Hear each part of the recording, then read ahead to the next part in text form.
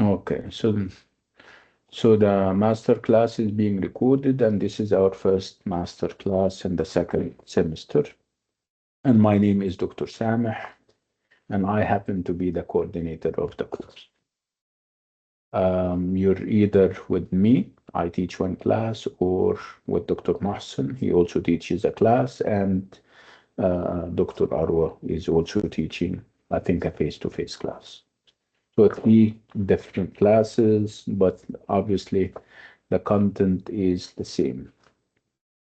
Um, I think somebody kind of raised her hand if she would like to come to the mic and share what she has to say. Yes, doctor, it was Yeah, me. yeah, go I ahead. just Yeah, wanted to say that we it's true we took two classes, but the first class was an introduction, so we really only took one class. I'm with Dr. Mahsen, so my class was yesterday. that's I don't fine. know That's about fine. everyone else. No, you don't have to worry, inshallah. We'll cover almost everything. Obviously, it would be suicidal to cover, but we'll manage somehow. Yeah. Okay, so this is EA300B, and EA300B is Children's Literature B or 2. And again, if you have come that far, it means that you have a bit of knowledge about what children's literature is, assuming, and I'm assuming that most of you have done EA300A, and some of you are doing it as we speak.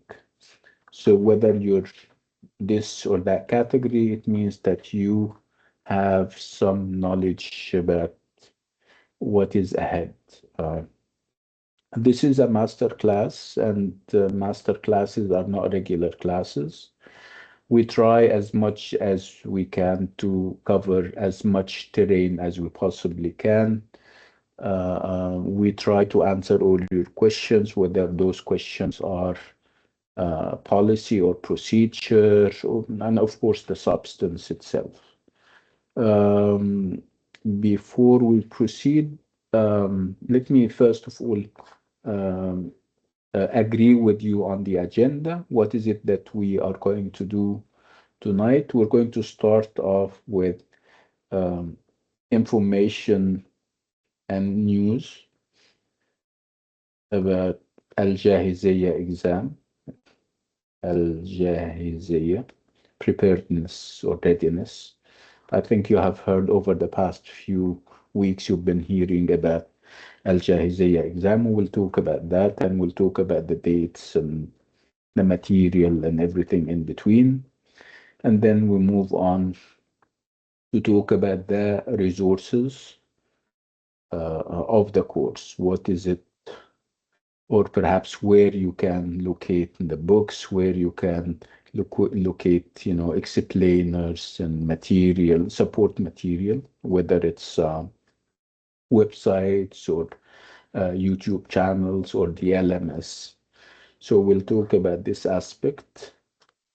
Um, we'll perhaps before we talk about this aspect, we'll talk about what a master class is. I'll show you a video, outlining what master classes are and your expectations and hours, and then, like I said, we move to the resource part where we'll talk about the resources, and then we will talk about children's literature. I'll show you a number of videos on what children's literature is and what it isn't. We're going to check the boxes together.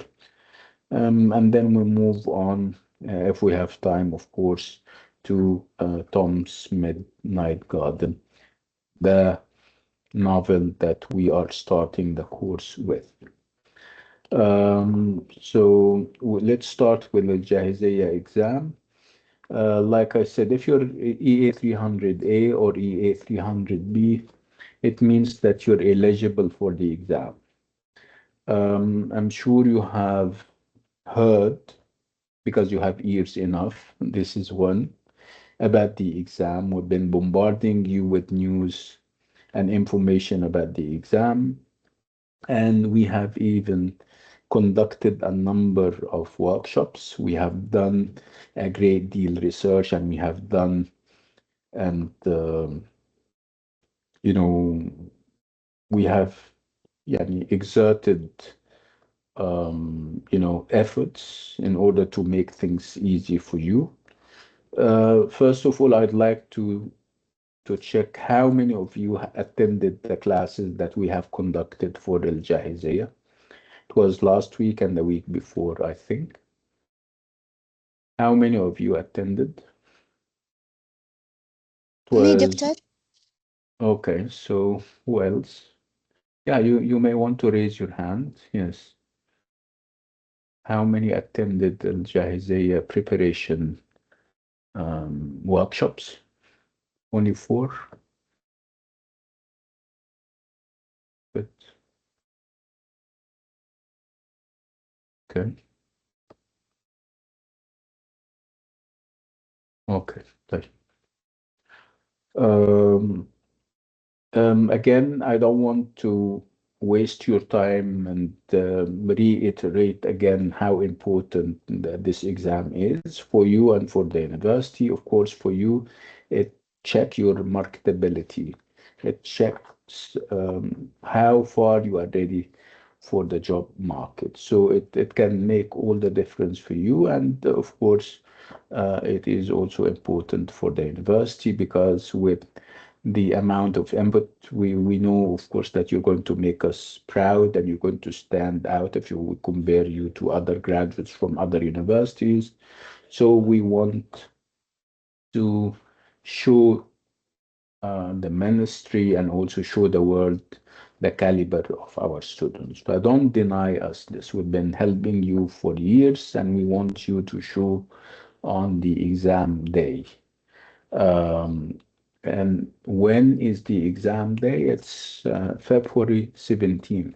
And I would like you to take this down. It's going to be February 17th, and it is at 9 a.m. Let me share the schedule with you. Just give me a second.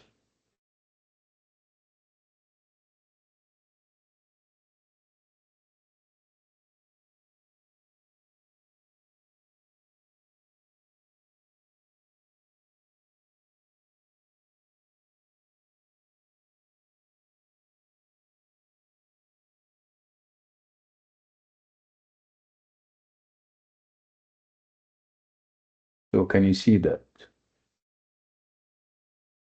Yes, doctor. Yeah, clearer. So where are we? So this is اللغة الإنجليزية and أدابها. And the date is February 17th. Can you see that?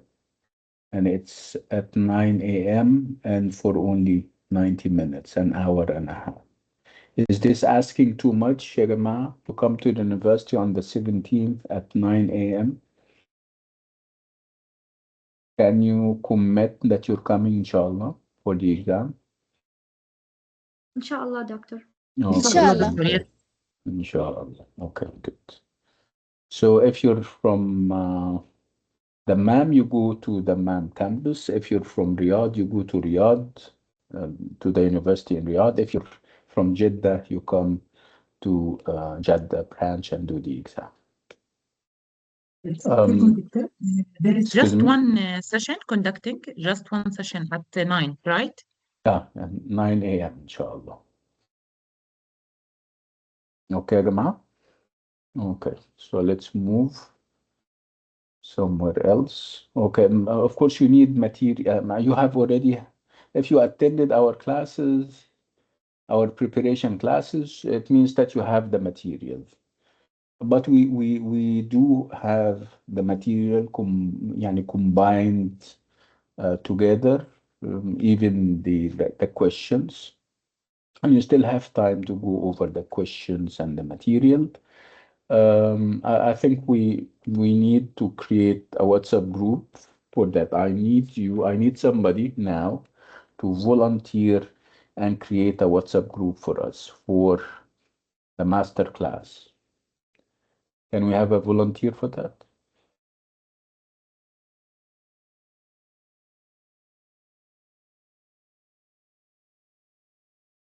Okay, so Kanzi. Yes, doctor. Okay, can you create a WhatsApp group for us? Of course. Yeah, okay, yalla, go ahead. Okay. So it's EA300B Masterclass.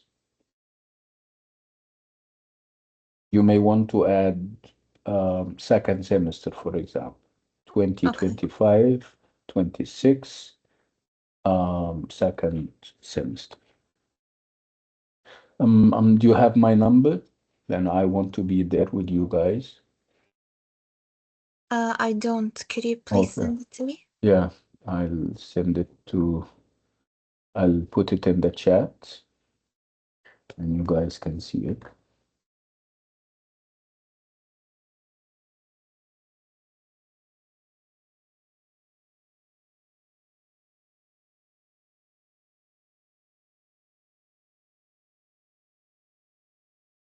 Can you see it now?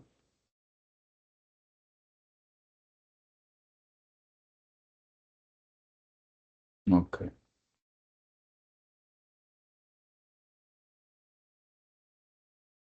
Good. So I'm waiting for Yes, the doctor. Can you hear creation. me? Yeah, I can hear you.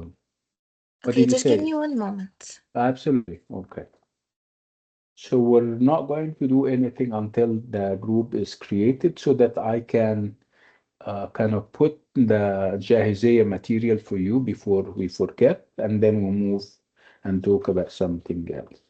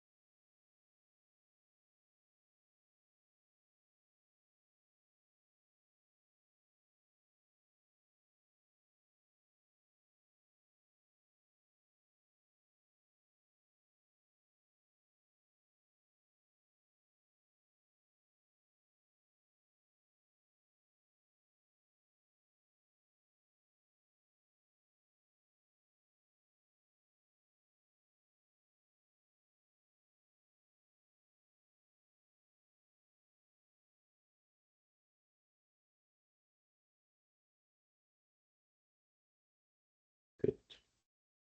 So Kanzi created the group. Can you put the link in the chat area, Kanzi?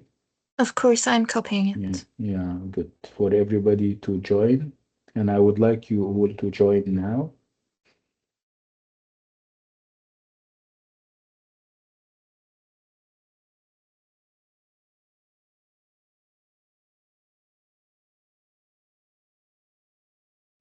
Sandy, can you make me an admin, a co-admin, I mean? Absolutely, doctor. Okay, thank you.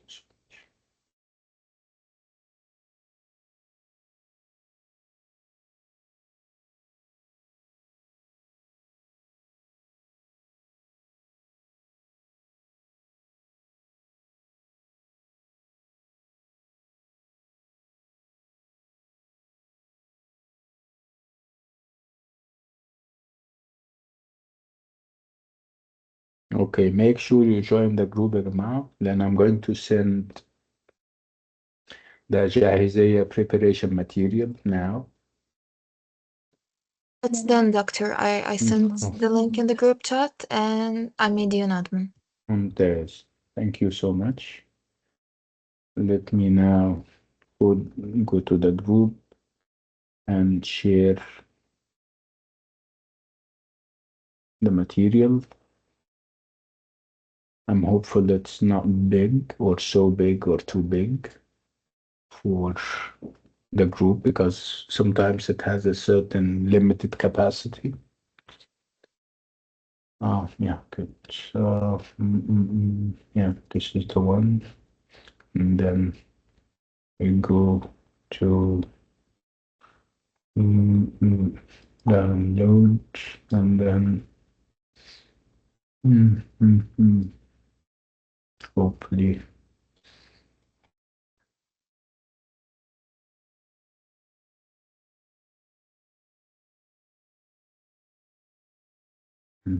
good.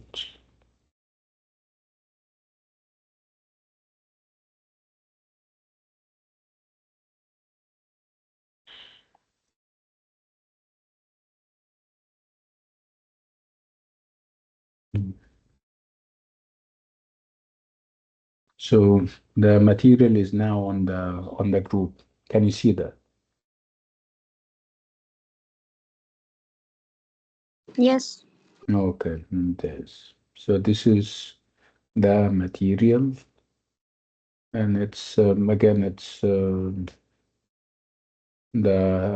PowerPoint presentations that we have given, a file that has all the links of the live sessions that we have given, together with exams banks, covering all the courses and all the workshops that we have given.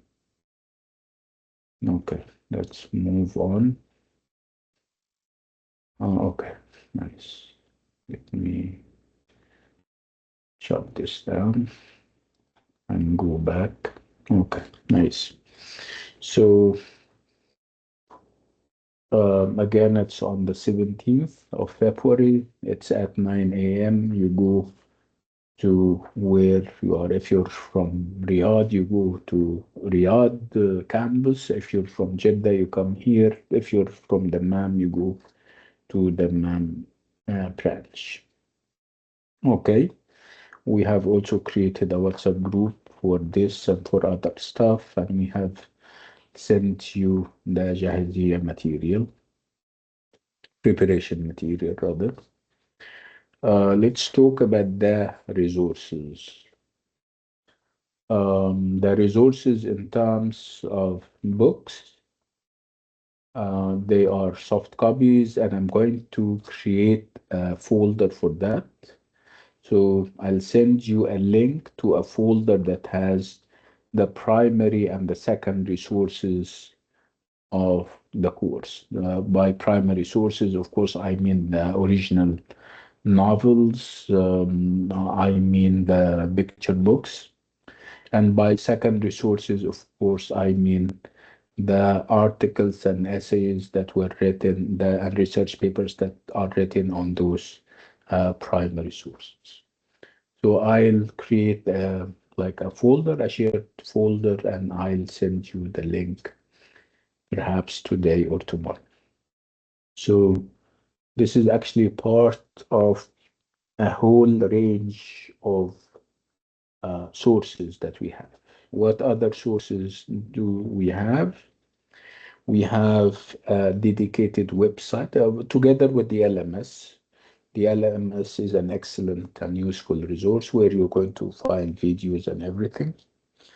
Together with the LMS, we have a dedicated website, and I'm going to also send you the link for that. Let me see if I can share. Uh, yeah.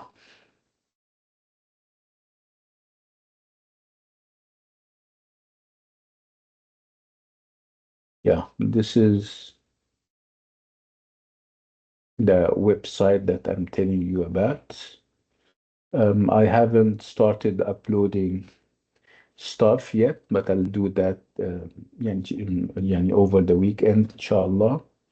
It will have material for A to 30A, which is not the course that you're studying, but it's going to also have EA300B. So what is it going to include? It's going to include explainers. It's going to include podcasts and even the live classes that we're doing. So I'll send you the link, and I would like you to go and subscribe. What else do we have? We also have, no, this is not what I want. So this is also my YouTube channel, and it has also a number of playlists. And what concerns us would be the playlists on EA300B. So where? So this is the first playlist. Of course, it's not filled yet. It has only one single video, and it's on what a master class is. And we're going to watch it together, perhaps in 5 minutes. But this is where you are going to come in order to find the resources. So you may want to even subscribe to the channel so that you can have even updates. So this is a playlist. Obviously, this is not the end of it. We have another playlist. This is the regular class that I give. You might also want to go and check the recordings. I have given 2 classes so far in my Monday class, regular class. This is number 1, and this is number 2. And these are AI generated explainers on them. You're going to find them very interesting, and we're going to listen to the explainers in a while, inshallah. This is basically it. I also have other archives of EA300B. If you have the time and the energy and the enthusiasm, you can always go to my archive of classes. You have EA300B Masterclass. This was fall to 2025, 26, last semester. And you will have videos over there. I don't know how many. You will also have EA300 during summer. You will have EA300B master classes. This was last year, 2024, 25. So you have actually so many. Now you also have here a number of master classes. So you don't have any excuses. So many resources. All you need is to go and study. What's the link for this? Wait, let me see. Let me put it where you will be able to wait.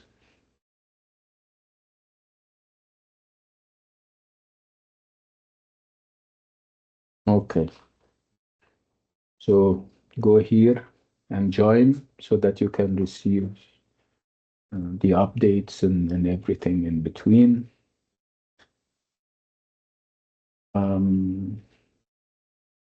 Yes.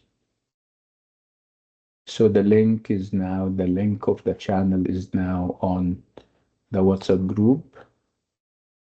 Okay. Let's move on.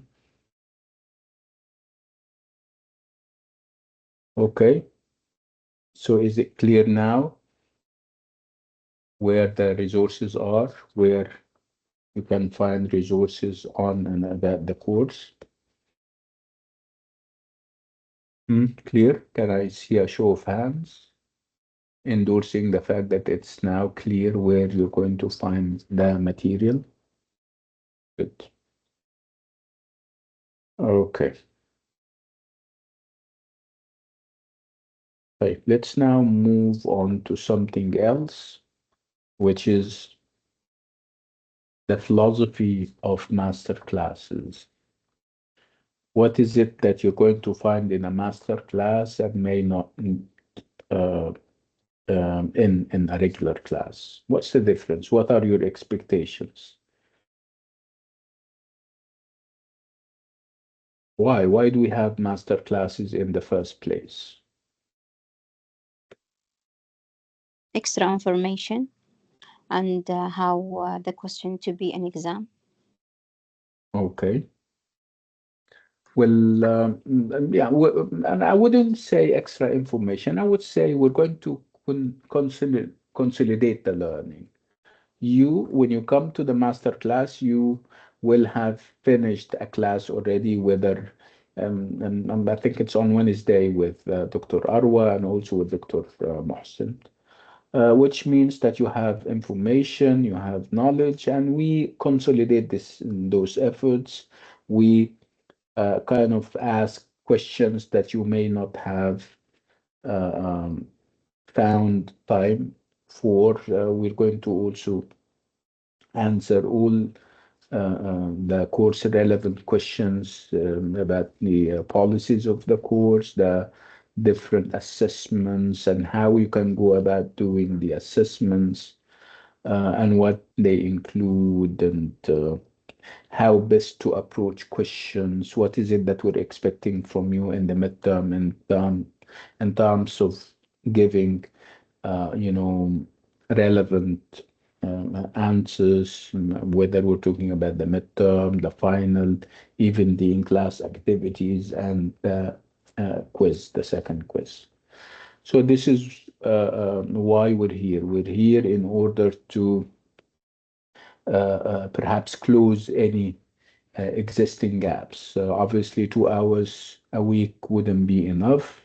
So because we understand that we're giving you two extra hours in the form of this master class. So master classes should be a very good opportunity for you to ask all the questions that you may have, to also answer our questions, and because it's going to be uh, um, some kind of forum where we're going to discuss things. So it doesn't have to necessarily be me answering all the questions. I may give you a prompt in order to trigger and gear the discussions towards a certain end. What we need is for you to develop critical thinking, to be able to assess a piece of work, to give your honest opinion and views on this or that, and also to kind of link whatever you do in class to whatever is archetypal and universal, so that the experience can be enriching and can be rewarding eventually, inshallah. For more on that, I have created a video. It's a 5 or perhaps 4 minute video on what a master class is and what is it that we're expecting from you and what is it that we're going to give you in the master class. So we're going to listen to this 4 minute video together. So give me a second. And I would like you to listen carefully, and then we can have like a 2 minute discussion on and about the same, inshallah.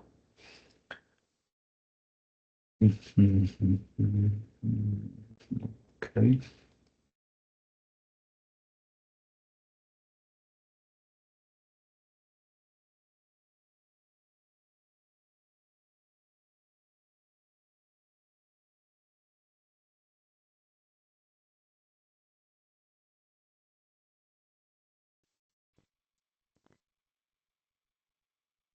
Okay.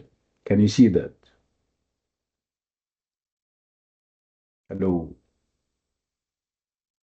Can you see Yes, that? can see. Yes. Oh, Yes, oh, doctor. okay. Now you're going to watch and listen, like I said. Ideas from the week. Yeah.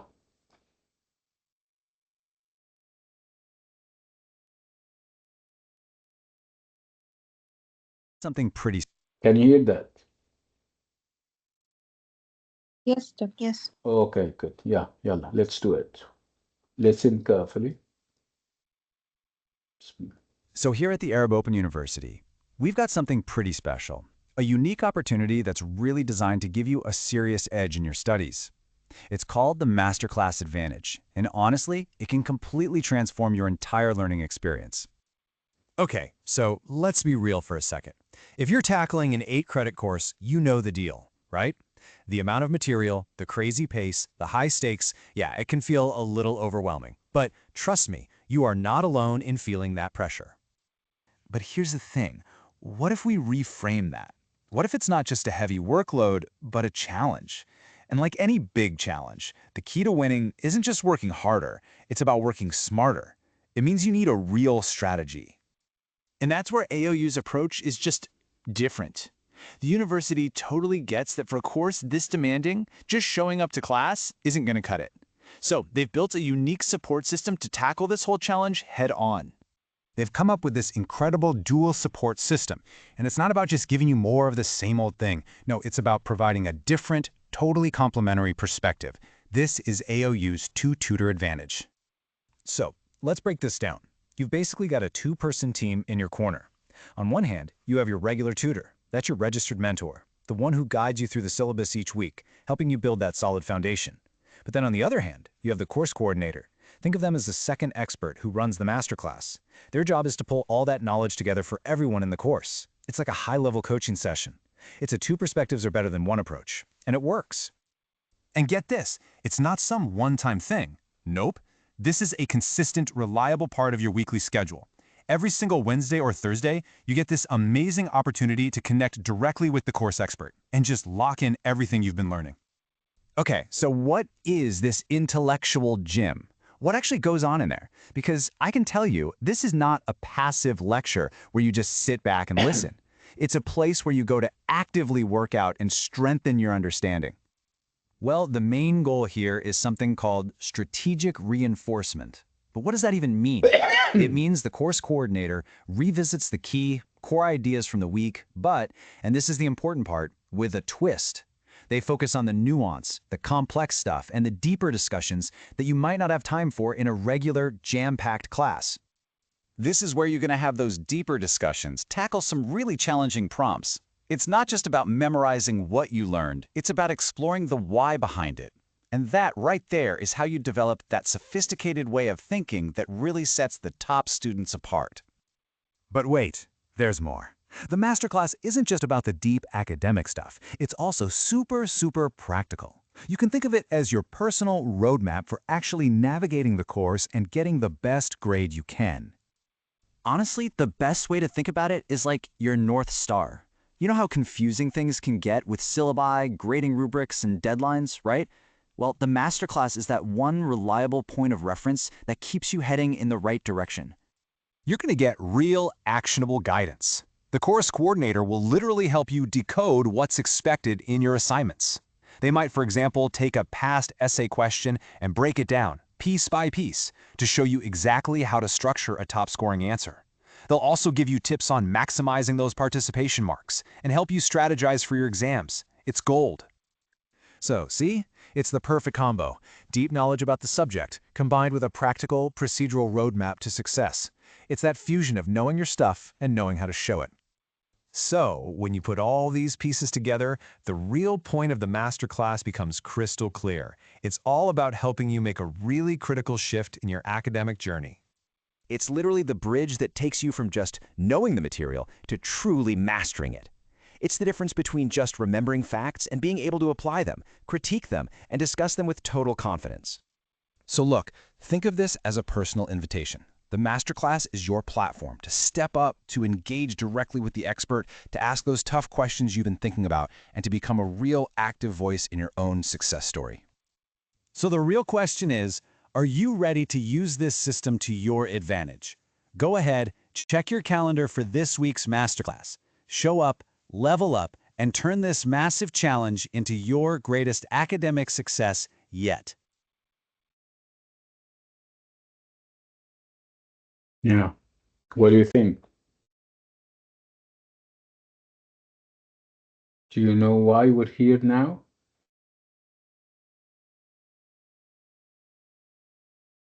Hmm? Can you hear me? Okay, good. Yes, doctor. Okay.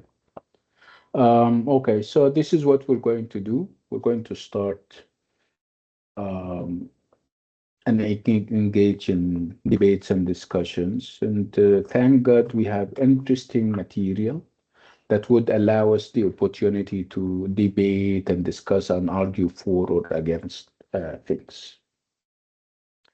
But before we talk about the ideas and address and explore them, let's agree on what is it that we have in the course this semester. We have 4 works. 2 of them are picture books, and 2 of them are novels, full-fledged novels. Okay? So what are the picture books that we have? We have The Tale of Peter Rabbit. We have Voices in the Park. And what are the novels that we have? We have Tom's Midnight Garden and The Roll of Thunder, or Thunder. So these are the 4 works that we're doing this semester around. When you look at them, you'll find them very interesting. They are very varied. They address different issues, and they talk about themes that range from the topical to the universal to the archetypal. So a great journey we're headed for. I promise you, you're going to like it a great deal.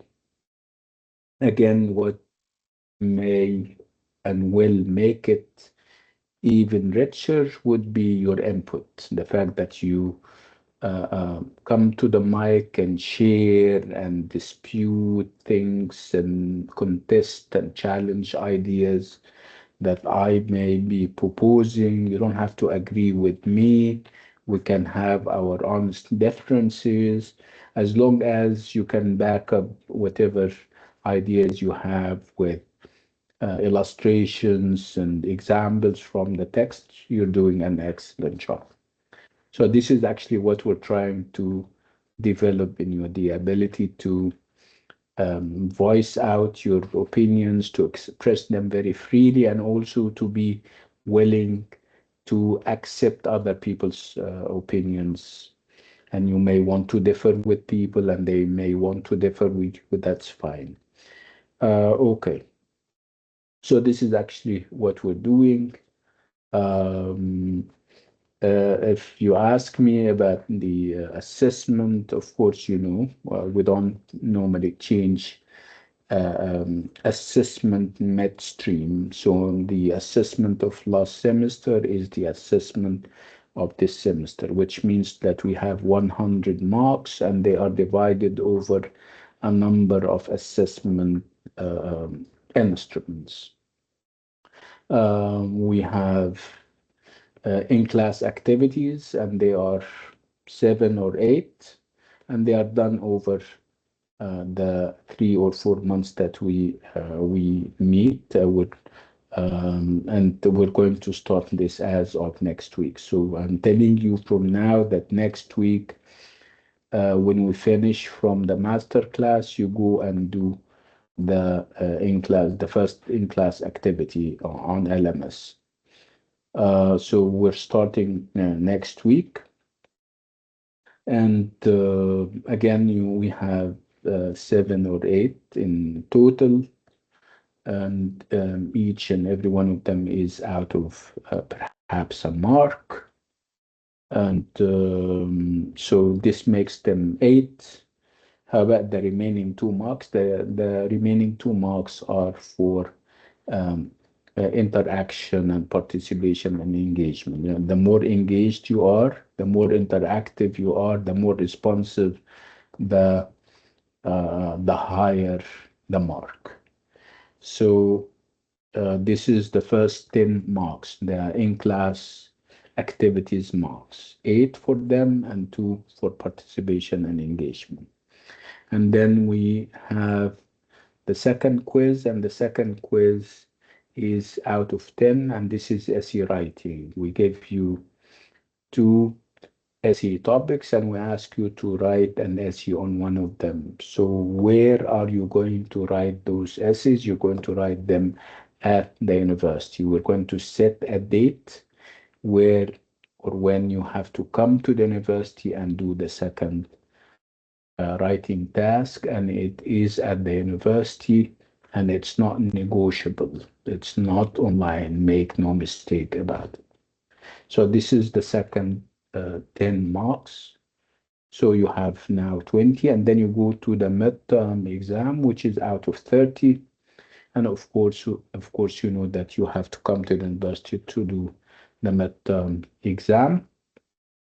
And it's going to range between short essays and long essays. And then we go to the final exam, and the final exam is out of hooping 50 marks. So 50 marks, and it's normally comprehensive, which means that it covers pretty much everything we have taken. And it's for 3 hours, and it's also at the university, and you have to come to the university to do it. So this is as far as the marks and the assessment are concerned. Let's move on, unless you guys have any procedural questions about what I have said so far. Do you have any questions before I proceed? Thank you, Doctor. Okay, good. Right. So let's now address substance. And what do I mean by substance? It's the stuff that we have done, me and my other 2 colleagues, and the things that we're going to do over the space of 3 months. So it's children's literature that we're doing. So let's talk about the difference between children's literature and non-children's literature. What's the difference, if any? So let me first of all agree with you on the fact that you've been doing non-children's literature for quite some time. 90 or perhaps 95% of what you've been doing over the space of 4 years was not children's literature. It was mainstream adult literature, and I'm using the word adult in a very loose way because it may have other connotations. I mean, you know, literature that is addressed to, you know, people who are, you know, above perhaps 18 until they are perhaps 50 or 60 or perhaps more. So this is mainstream literature. It's non-children's literature. And of course, the ideas are, you know, about life, about you know, I mean, it's a whole trajectory that started with romances in the past, and now we're talking about novels of psychology and stream of consciousness and everything in between. And now with AI, you have digital humanities and all those kinds of things. So this is the literature that we're familiar with, that we're trained to discuss and appreciate even. We have a small category, and not small anymore, that we now call children's literature. You may not have done enough children's literature, I know, but at least you were a child, and perhaps, you know, you read um, children's books, or somebody read children's stories for you, right? So what is the difference, if any, between a normal non-children's literature book and a children's book or a children's story or novel even? What's the difference? Any idea? Yeah, come to the mic and share, please. تغريد. Yes, doctor. I believe that children literature is directed to children, supposed to be having a very smooth and easy language to be understandable for the children. On the other hand, the adult literature is more sophisticated and directed for short for adults, and the language may be a little complicated and as I said, sophisticated, so it will be a little harder for the children to understand it very well. Yeah, that's interesting. What Tagreed is saying is very insightful. The fact that for the most part, children's literature is addressed to children. But yeah, perhaps this is um, yeah, and it's something that we may not all agree on. The fact that now children's literature has uh, its fans among the adult population. Lots of adults, people like me and you, are also appreciating and enjoying this kind of literature. So to say that it is exclusively addressed to children wouldn't be very accurate, but it is يعني, close to reality. I agree. So it's addressed to children for the most part, of course. You also said that it may be simple, and I need to stress the fact that it may be simple, but it's never simplistic. It's not naive because some people are under the impression that because it's for children, it may be يعني, going down with the language so that the child can understand. No, this is also very debatable. And some of those who write children's literature do not go down with the language, like uh, Beatrice, the woman who wrote the Tale of Peter Rabbit. She doesn't go down with the language. And when they ask her, she said, no, she wants the child to perhaps go up so that he can understand. So it's one way of educating the child. Again, it's not simplistic. It may be simple, but it's not simplistic. The language again is not too sophisticated, but it's not too simple, as you're going to see.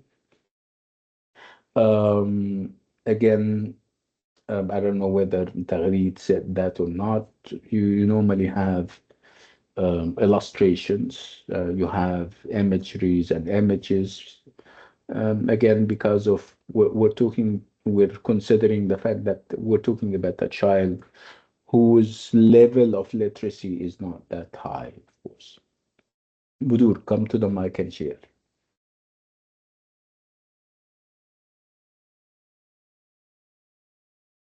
Yeah, because you're raising your hand. Yeah.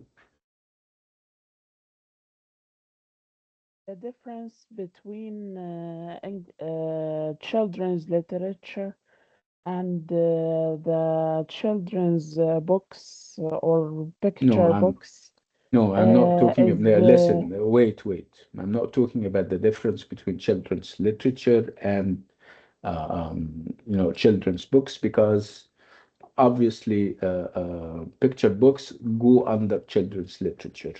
I am trying to make a distinction between children's literature and non-children's literature. The literature that you have been doing for years now, Othello, and the Duchess of Malfi, and poetry by Wordsworth. This is obviously not meant for children, right? So I'm trying okay, to, yes, yes. yeah, go ahead if you have something more to The share. children's literature books are routed by adults for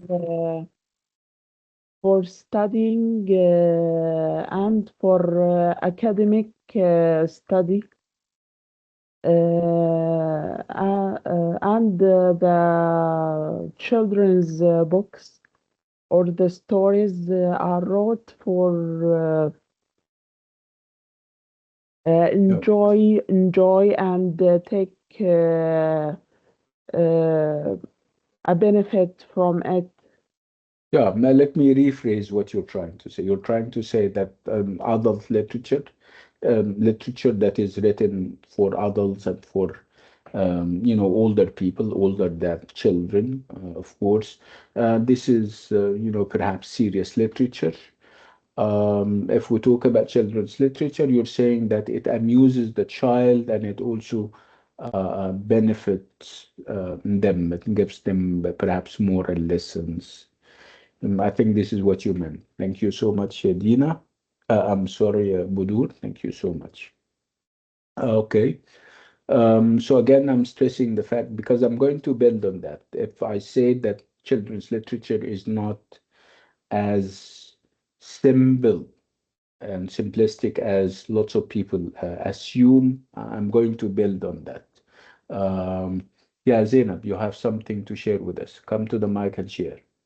Hello, doctor. Yes, Hello. I totally agree with you, doctor, with the concept that it's not simple. I mean, what I found out, I always thought that children books are just easy to read and it's just for book. I mean, for the kids. But after me taking this course, I found Hmm. out that it's really complicated. Everything that's there, it's matter, and they have like hints. You never get. I wouldn't say, Zainab, allow me to disagree with you. I wouldn't call it complicated because complication means that this is negative. No, I no, would say that not for that. it's nuanced, when something Yeah, very subtle, it needs you to think twice before you yes, that's make an exactly what assessment I or a mean. judgment. Yeah, yeah, go Yes. on. I'm sorry for interrupting you. Go No, on. no, that's okay. That's okay, doctor. Yeah, because it's kind of deep. It's not shallow It as we. is very good. Yes, I that's the mean, point. everything, yes, everything that's, I found it, a lot of things we think it's just words, but it's not. It has more deep thing on it, like something hidden.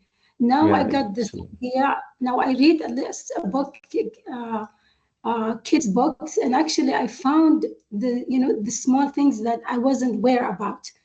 Yeah, So yeah, I yeah. learned a lot in this course, actually. I'm really enjoying it. Alhamdulillah. We're so happy that you're enjoying it. Again, what about the Zainab? I would like to also, kind of solicit your views on the illustrations and the images. Do you think they are simple? Do you think that you can do away with them? You can avoid them and you can still understand the text in a picture book, for example? What do you Actually, think? if you add the imagery, it makes more sense to everything. Yeah, Like do you even think, yeah, do yeah, you think it helps you understand the text more? Does it yes, it add does. value to the experience? It does. It does a lot. Yeah. Nice, nice, mashallah. Okay, so we're establishing the fact that picture books and children's literature in general are more than just fairy tales. And I think I have a video on just that. Let me uh, um, let's watch it together and then come back. This is going to also take like 5 minutes or so. Let me prepare it. I think I have it handy here. Just give me a second. Yeah,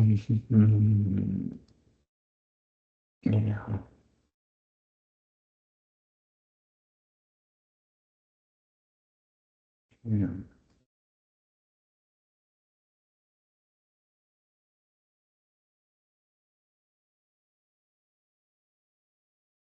So what? Mind.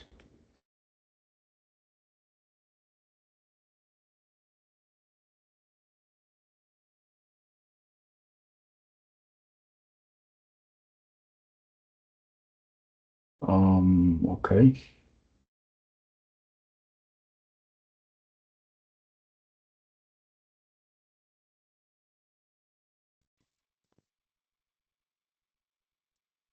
Okay.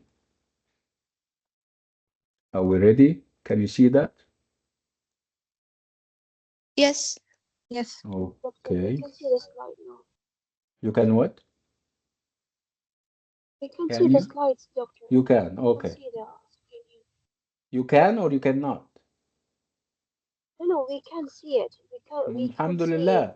Alhamdulillah, that you can see them. Yes.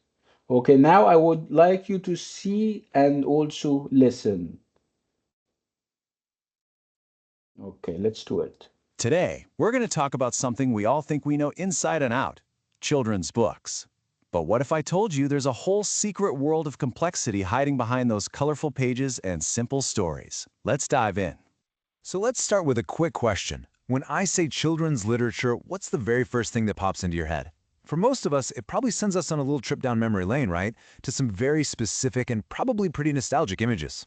And I'm willing to bet those images look a lot like this. You know, simple stories, simple plots. We've got our princesses, our superheroes. There's almost always a nice, neat moral at the end. Good guys win, bad guys lose. And the words are super easy to follow.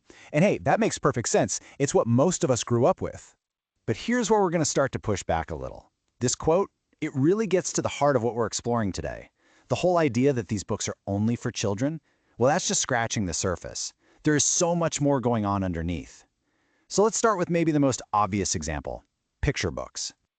Okay, first up, the picture book.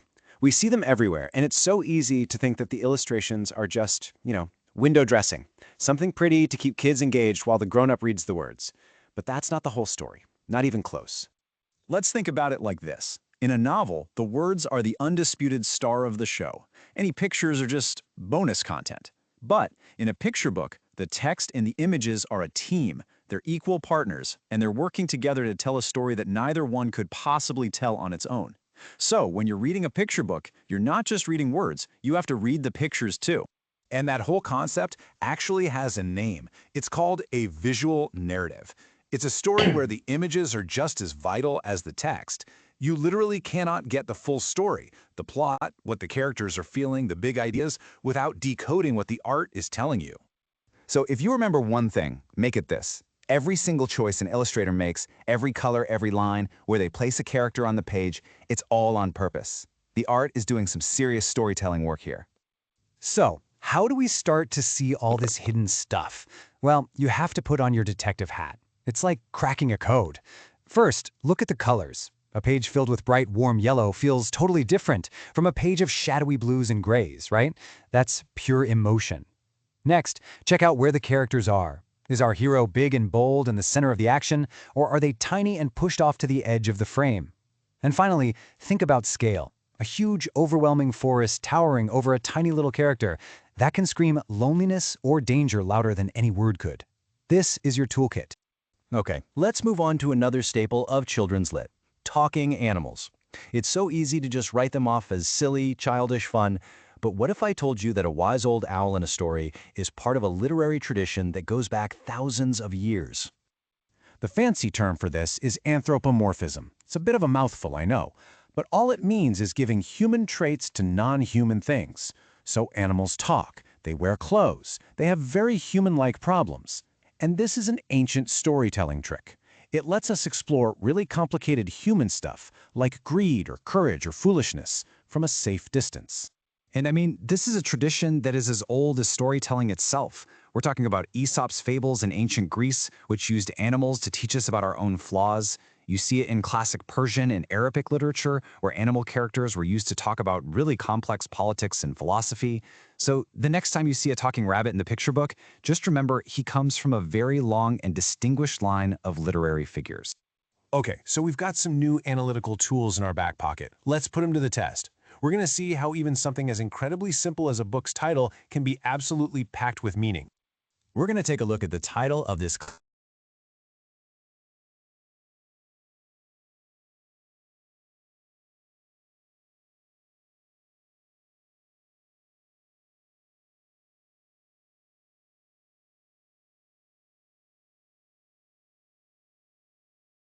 Okay. Doctor, the video just cut off.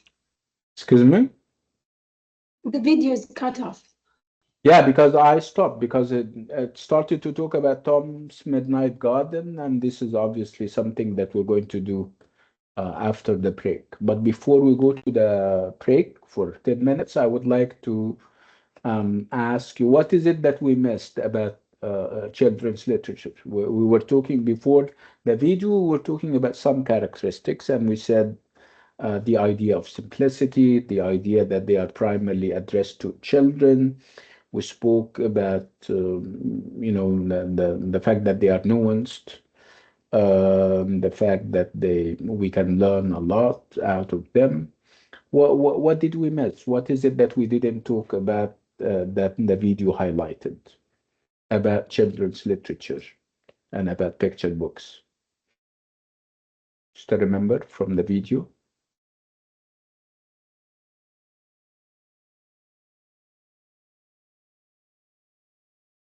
Yeah, doctor, we can see the Yeah. color. Yeah. The page of the book.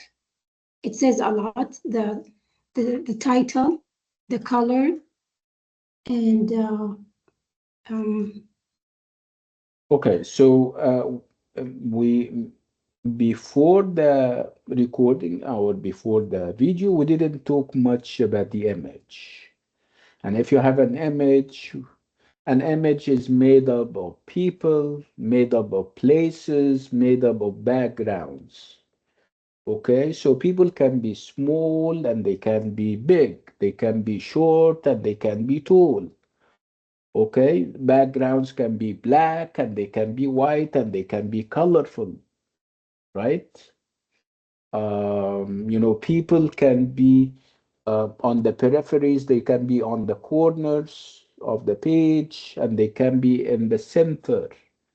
So do you think these are all random or they are meant? When a character is in the middle, does it mean something? When he or she is in the peripheries or on the margins, does it mean something else?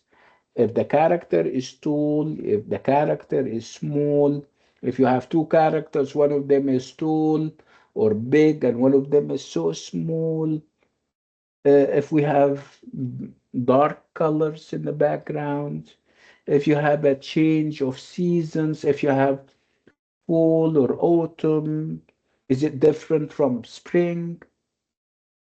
So do you think those different colors, those different drawings are kind of brought to the page haphazardly in a random way, or was it a design and a plan upon the part of the illustrator and the writer? What do you think?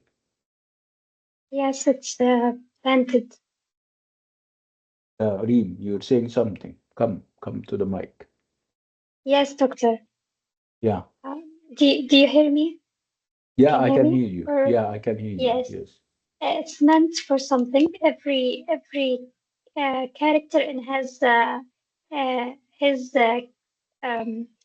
symbols Mhm. and like physical appearance or the colors or how it's present in the books.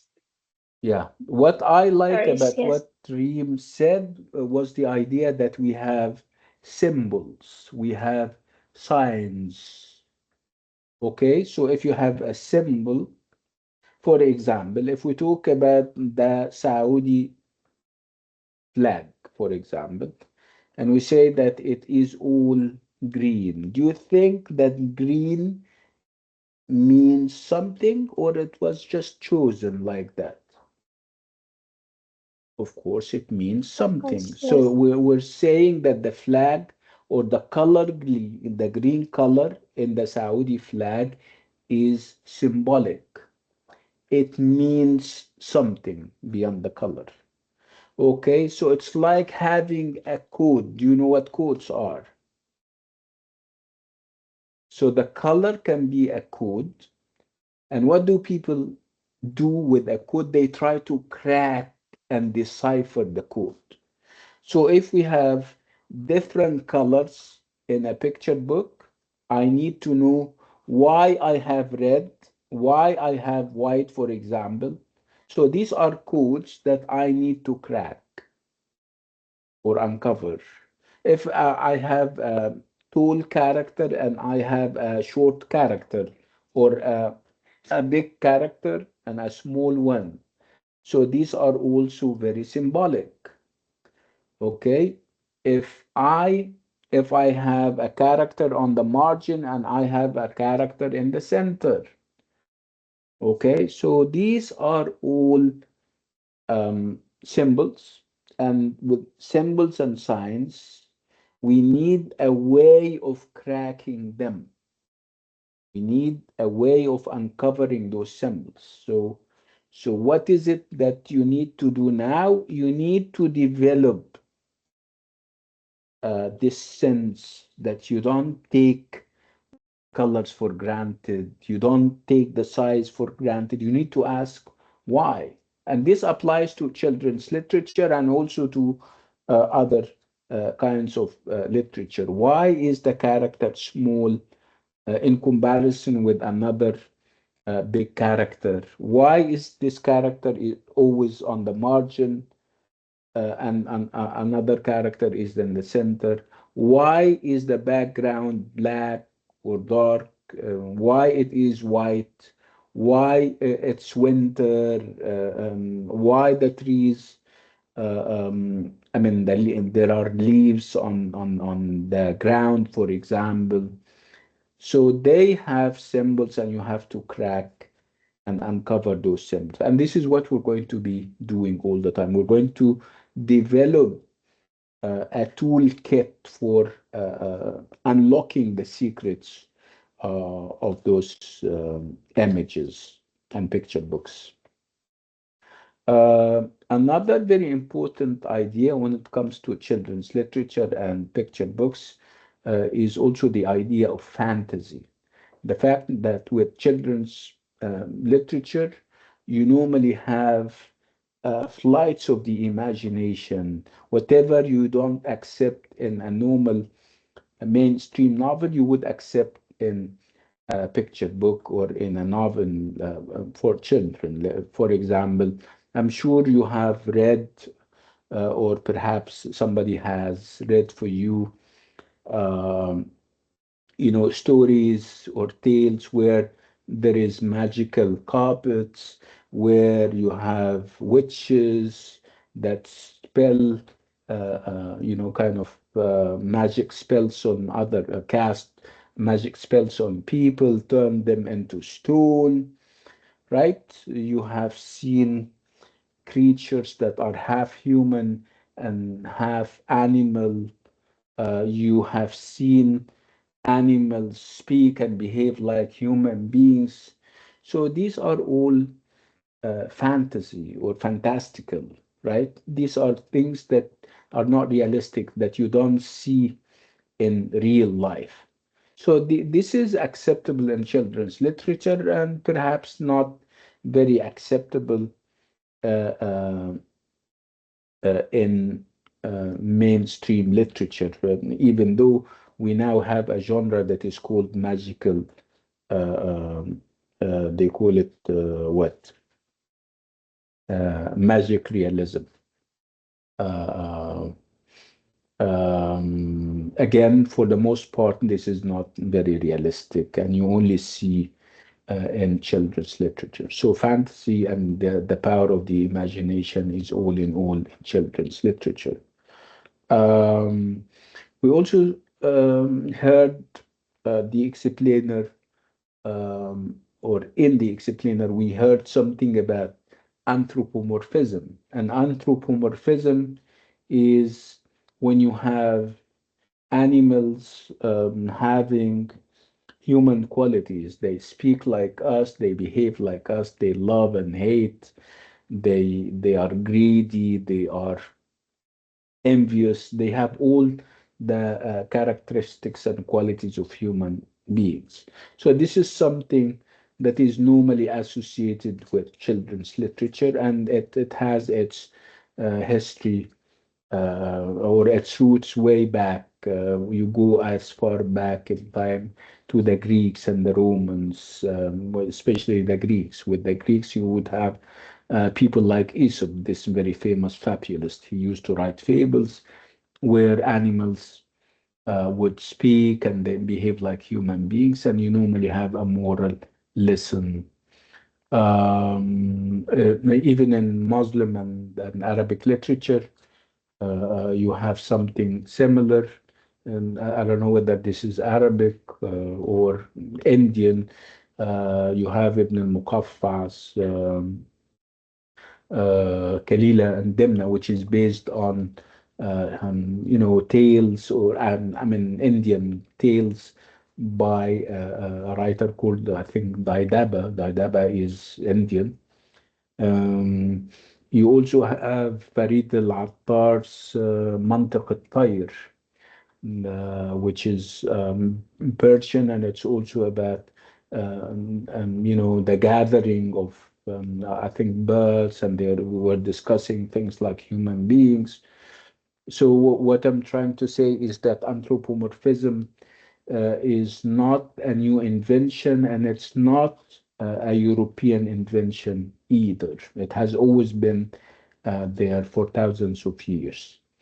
So this is one of the things that we're going to see in the tale of Peter Rabbit, for example, where you have rabbits and bunnies behaving like human beings. And you're going to also see that happening in Voices in the Park, where you have gorillas behaving and acting like human beings. So this is pretty much it. This is or these are some of the characteristics of children's literature. Again, we're stressing the fact that you need to take the pictures and the images very seriously. You need to crack their codes, and this is actually what we intend to do. We intend to kind of help you uncover the secrets behind those hidden symbols and signs on every page, especially colors, especially size, positionality of the characters, and so on. We'll take a 10-minute break, and then when we come back, we start Tom's Midnight Garden. So I'll see you in 10 minutes, inshallah.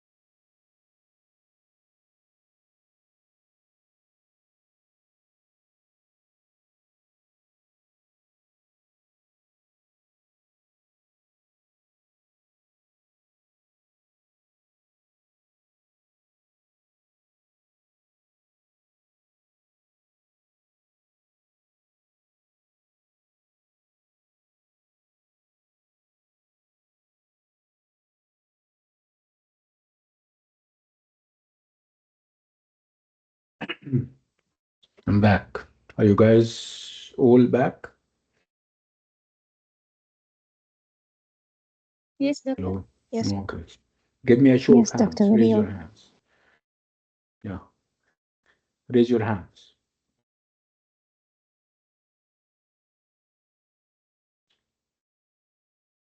Good.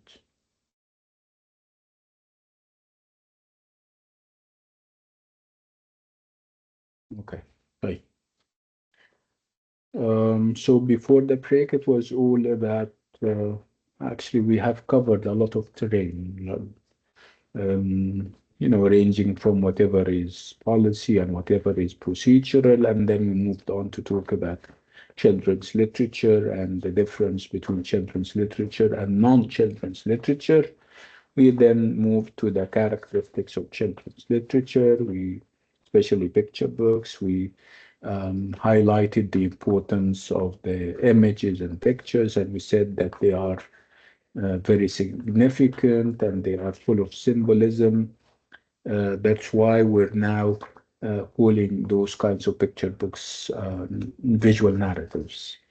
They are narratives, it is true, because somebody is telling us a story, but those narratives are wrapped up in visuals, and the visuals, like I said, are very important and very uh, consequential. Again, because the images are important, because of the so many symbols and signs that they have, we need to crack those symbols and those codes. They have codes that we need to uncode and decode. Now let's shift gears and move to the first book that we have, which is the tale of, I'm sorry, Tom's Midnight Garden. So Tom's Midnight Garden, and it is a novel, not a picture book. So the genre that we have ahead is a novel. So I'm sure you have done some genre analysis at one point in your career with us as students for the past 3.5 years. So genre analysis is about analyzing genres. So you have genre and you have analysis. Let's unpack that. We start with what a genre is. A genre is, when I say novel, this is a genre. When I say poem, this is another genre. When I say a play, this is it. When I now say picture book, this is a genre. So these are genres. They have the same. When I say a novel, you know what a novel is from the patterns that gets repeated in every novel, from also the purpose. So it is the purpose and the pattern. So what is so unique and perhaps distinctive about the novel is that it is narrative. Narrative means that somebody is telling us a story. Um, so we know that when I know that this is a novel, I know what to expect in a novel. If I say that it's a picture book, for example, I know what to expect. I know that I also have to keep my guards up when it comes to pictures, and I need to take them very seriously. When I say that this is a fairy tale, so I'm expecting magic, fantasy, flights of the imagination. If I say it's a poem, I know that it's very condensed, it's very rhythmic and full of verbal symbolism, of course. So genres and genre analysis and identifying and recognizing the genre can make all the difference. So when I say that Tom's Midnight Garden is a novel, and a novel is a genre in and of itself, right? So what are we expecting? Because I mean, studying genres is, or perhaps allow you to expect. It's half the battle won, if you like. So what are your expectations if I tell you that Tom's Midnight Garden is a novel or belongs to the genre of novel? Yeah, somebody is raising her hand. Come to the mic and share. Yes.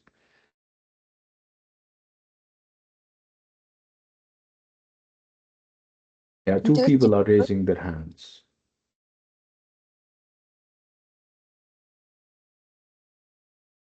Mm.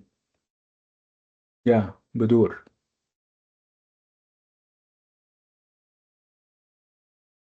The novel is a long story. Yeah, it is long. Uh, Yeah, it is true. I agree. It's uh, long. and it contains from many parts of of a story itself. Every part has a title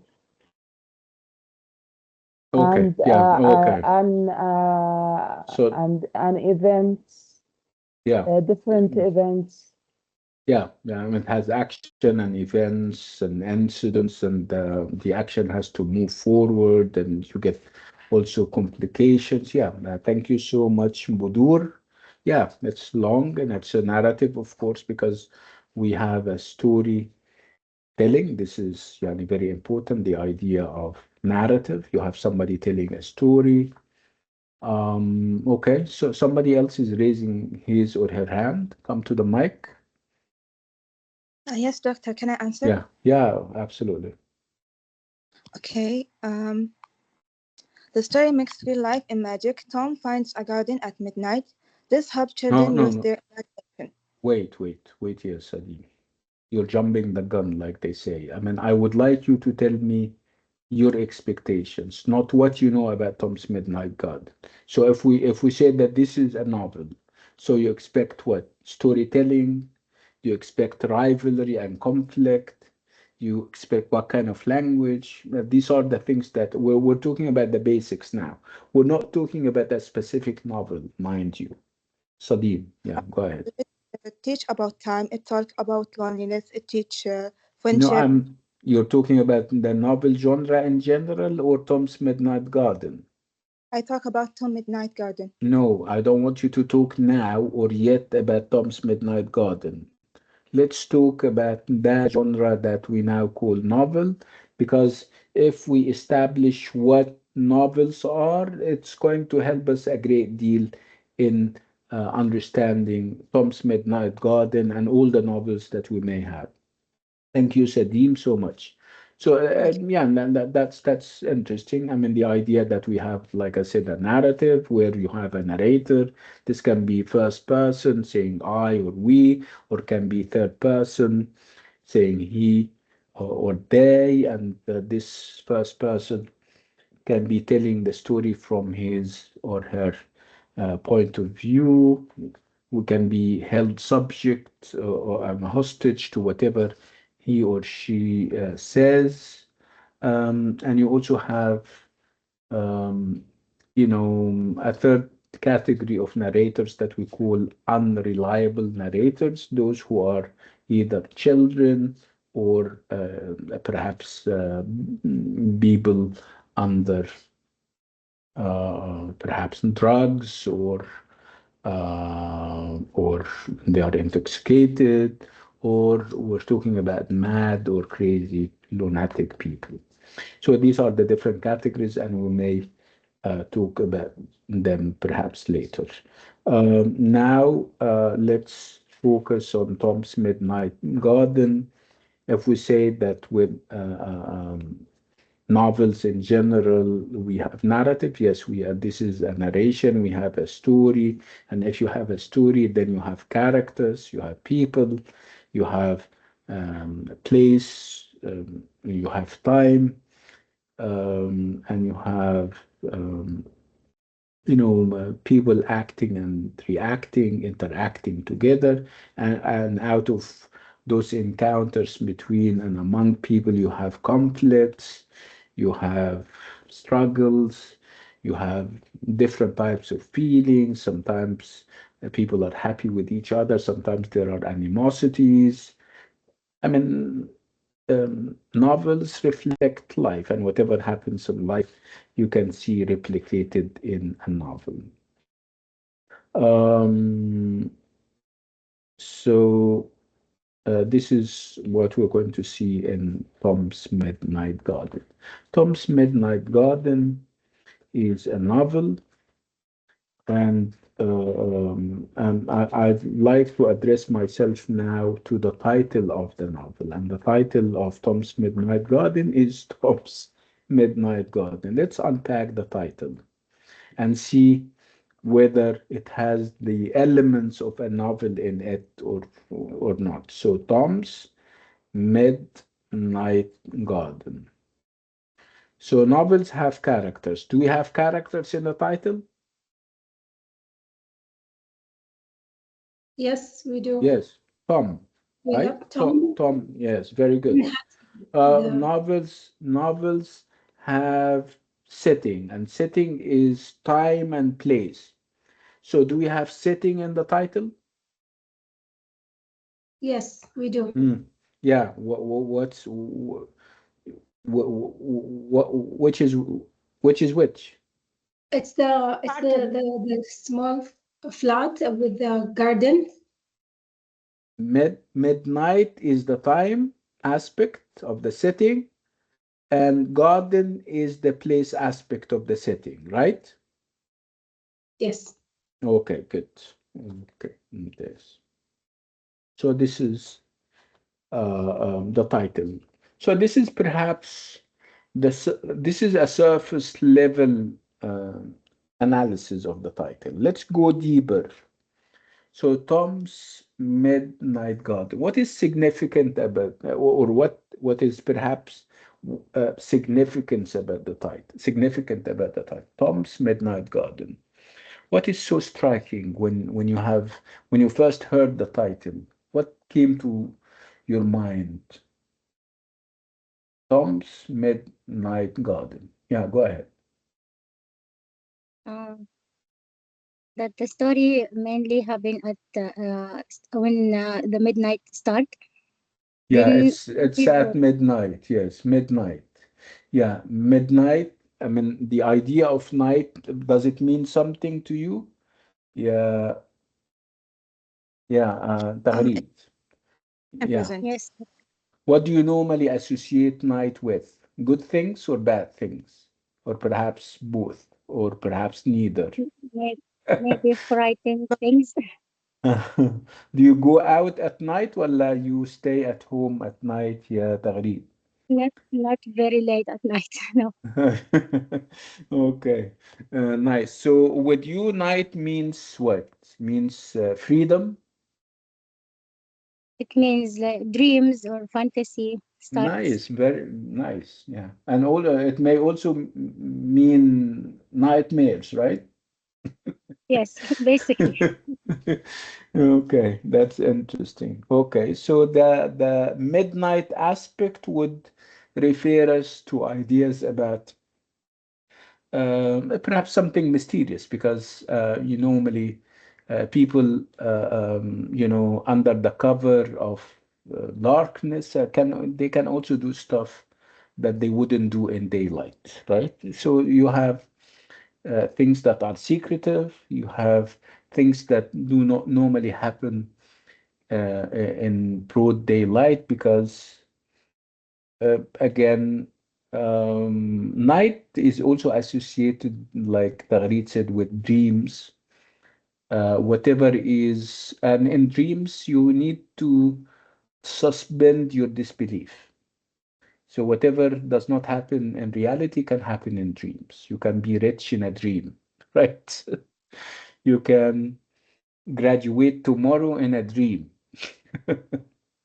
You can, what else? What else can you do in a dream that you cannot possibly do in reality? Travel, of course. What? Travel. Travel. You can travel to so many places in dreams, right? Yeah, Yes. very good. Yeah, okay. So dreams can enable us. They are enablers if they are good dreams, of course. Yeah. Um, Sometimes I know people who, if they are kind of annoyed, for example, uh, they may go to sleep so that they can dream of a better reality, for example. They are trying to fly away from the here and the now, if you like.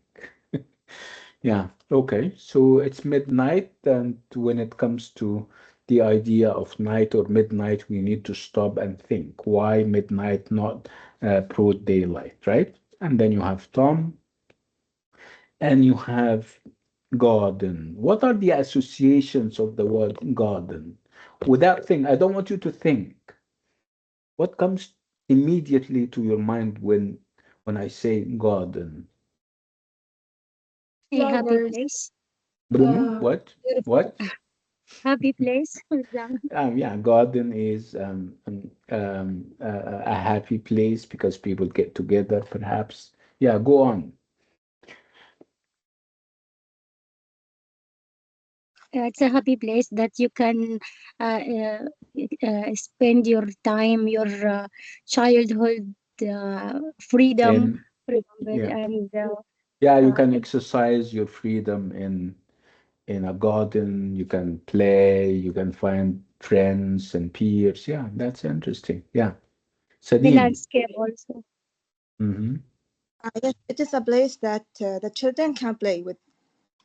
Yeah, yeah. I also go to gardens, by the way, and I'm not a child, listen. We can all go to it's a place where lots of people get together. So it's about connection, when people get connected together, and normally people reach out to each other in a garden, they talk to each other. You can make friends in a garden. Wallahi, right? Yes. Yes. Okay. Have you ever made friendships in a garden? Have you ever met a friend? I mean, somebody who was unfamiliar and over time he or she became a friend in again from I mean like a visit to a garden that you have done. Yeah. Yes, Okay. and I never don't saw know. them again.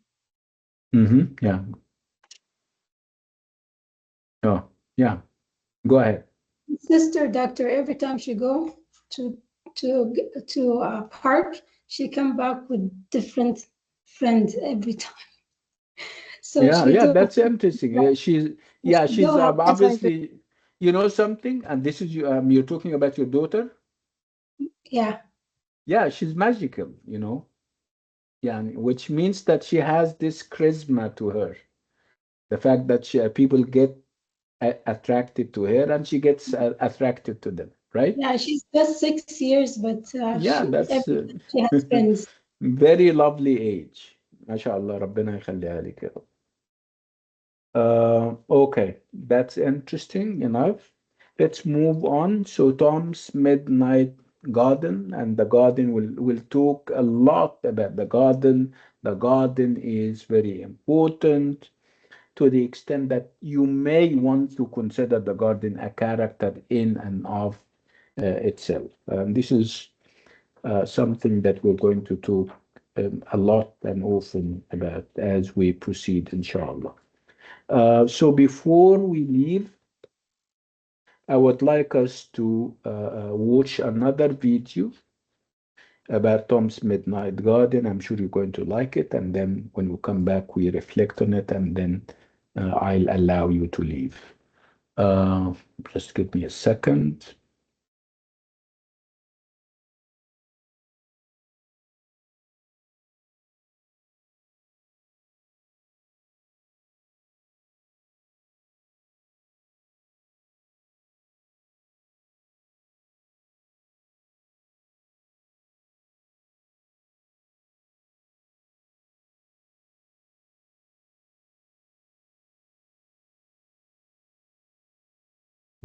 Okay.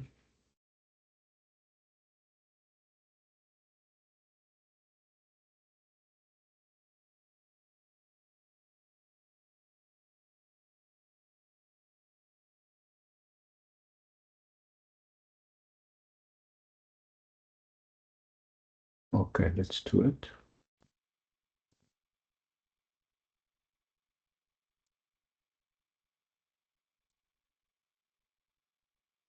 Okay, let's do it. Okay, so we've got some new analytical tools in our back pocket. Let's put them to the test. We're going to see how even something as incredibly simple as a book's title can be absolutely packed with meaning. We're going to take a look at the title of this classic novel, Tom's Midnight Garden. Seems pretty straightforward, right? But let's dig in and see what's really going on here.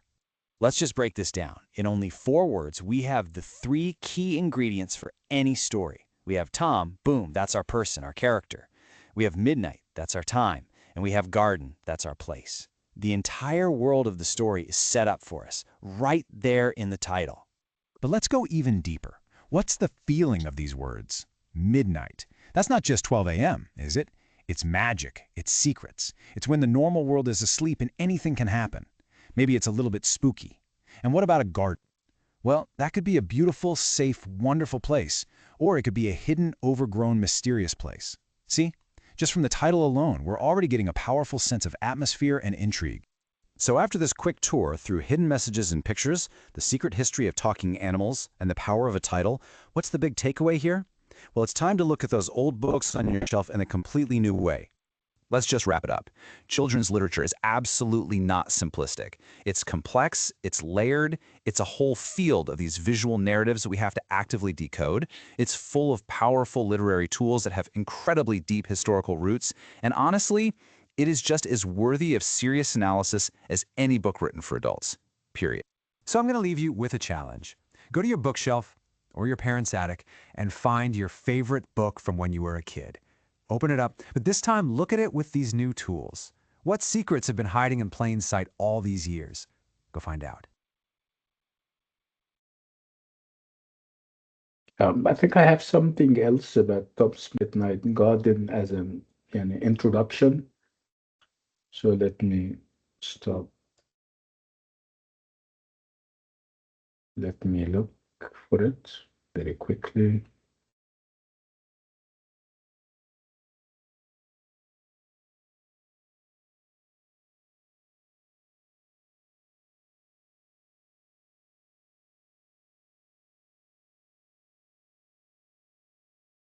Okay.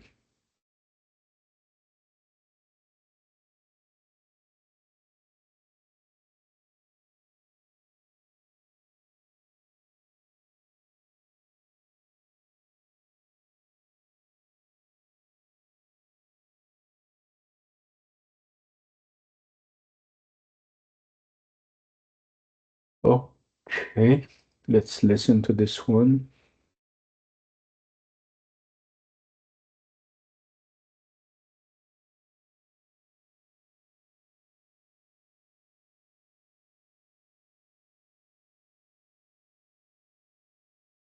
Don't know whether that.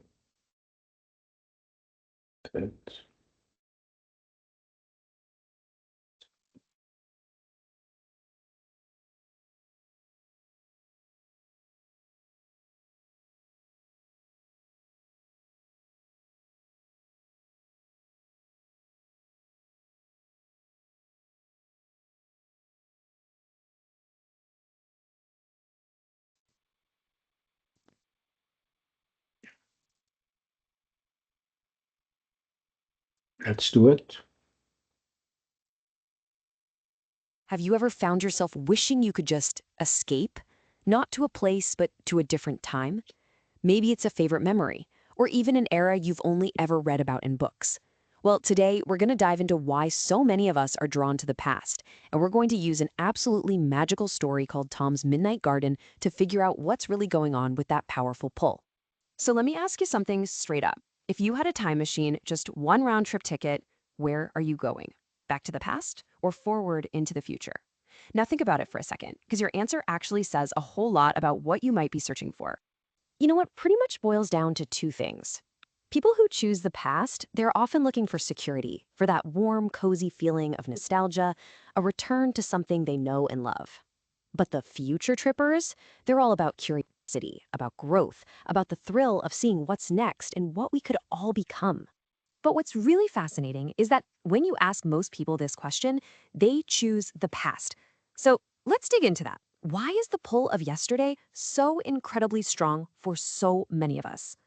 Well, the reasons are almost always deeply personal, right?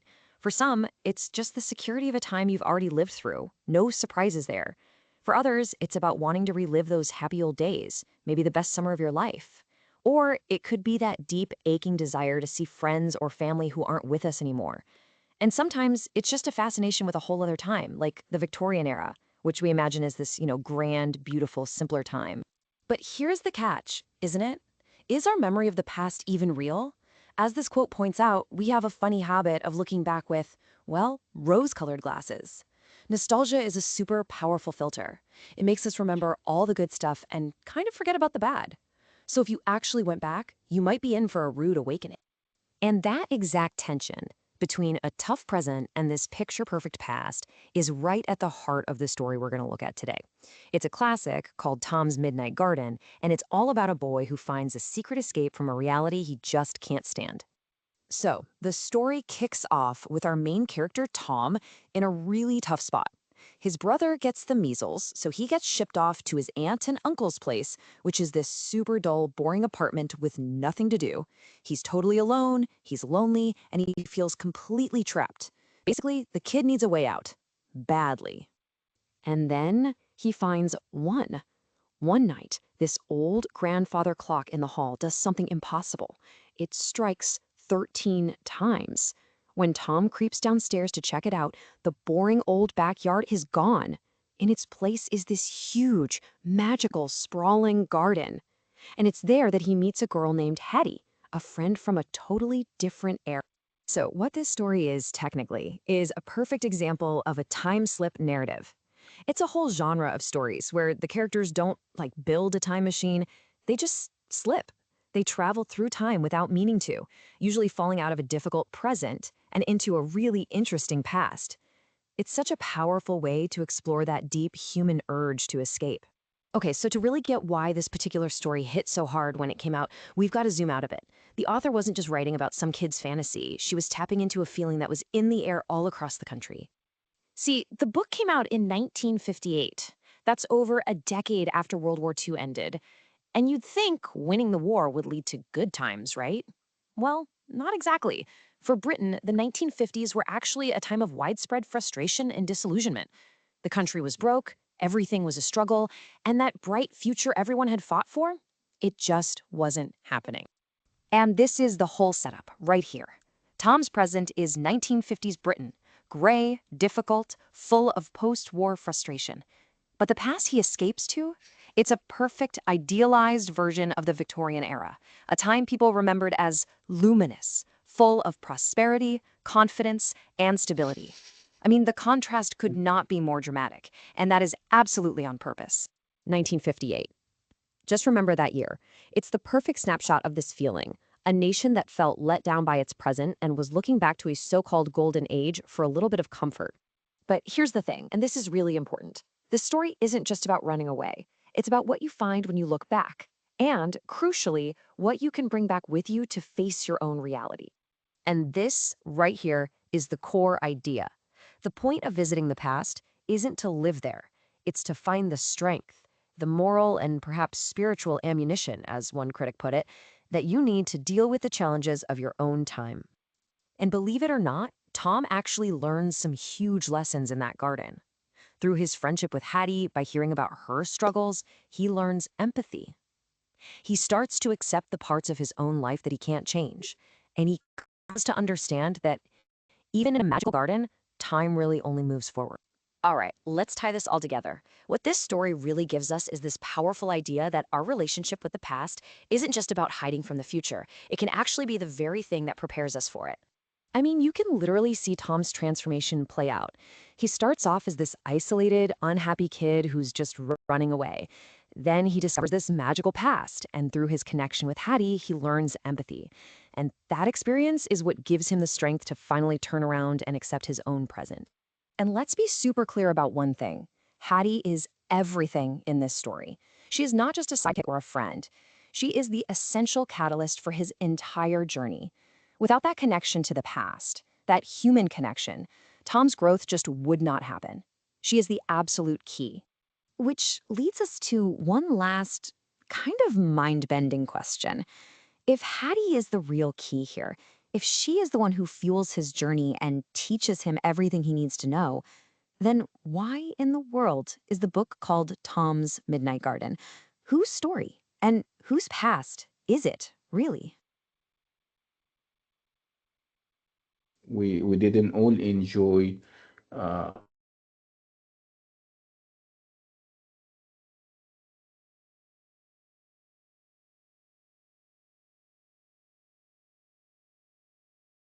yeah, I'm here. Yes. Okay. Um, I th I think we'll stop on this note and with this item. Again, you don't want to miss that. The videos are all on the YouTube channel that I have shared with you on the WhatsApp group. Go and check and study as much as you can.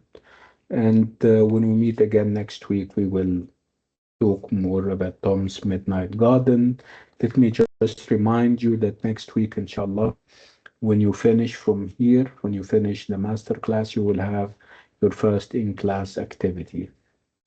Let me see. I'll update you, inshallah, perhaps on tomorrow or the day after. I'll tell you what the first in-class activity will include. It's nothing big. It's two questions, and you choose. I mean, it's normally two questions, and they are multiple choice questions. Okay, we have room for a couple of questions. Go ahead. Let me, yeah, go ahead.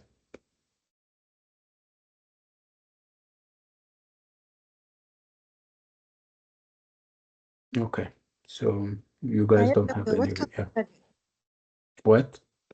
What can we study? What is the items? Study what we have taken today. The recording will be on the channel in a couple of hours. And we already have stuff on the channel. Go to the channel and you'll find so many stuff to study from, inshallah. Okay, so I'll leave it Doctor, with, yes, go ahead. when will the first class activity I said, conduct? obviously you were not listening. I would like you to listen next time. I said that's going to be next Thursday after we finish the master class. So it's normally, and this is something that we're going to do all the time. The in-class, yeah, and the in-class activity is going to be right after the right after the master class. If we finish at 5 something, it is normally at 6 p.m. Yeah, go ahead, yeah, Zainab.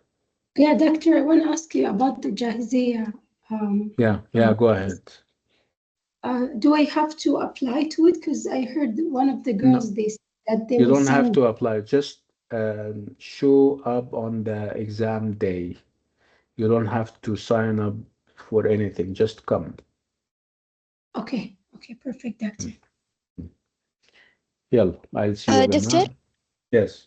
Last question, please. All the slide in the group that we should studying for the exams for the جاهزية. I mean, you don't. Yeah, you don't have. Yeah, I mean, just go over them. Go over them. You don't have to memorize. We don't want you to memorize because you will not be able to memorize. Okay, just go over them, enjoy them, consider them information that you want. Yani, don't look at them as, yani, don't consider it an exam that I have to study very hard for and I tire myself. Just take it easy and relax. Okay, you already have a lot of knowledge because of the fact that you're English major and you're also graduating. So it's some kind of revision. And then go to the questions and check, you know, whether you have any information gaps or, okay? So, yeah, just take it easy. Inshallah, it will pass. Okay, thank you. You're welcome. Okay, so I'll leave it at that. Thank you so much for coming, and I'll see you next week, inshallah. Assalamu alaikum. Bye bye.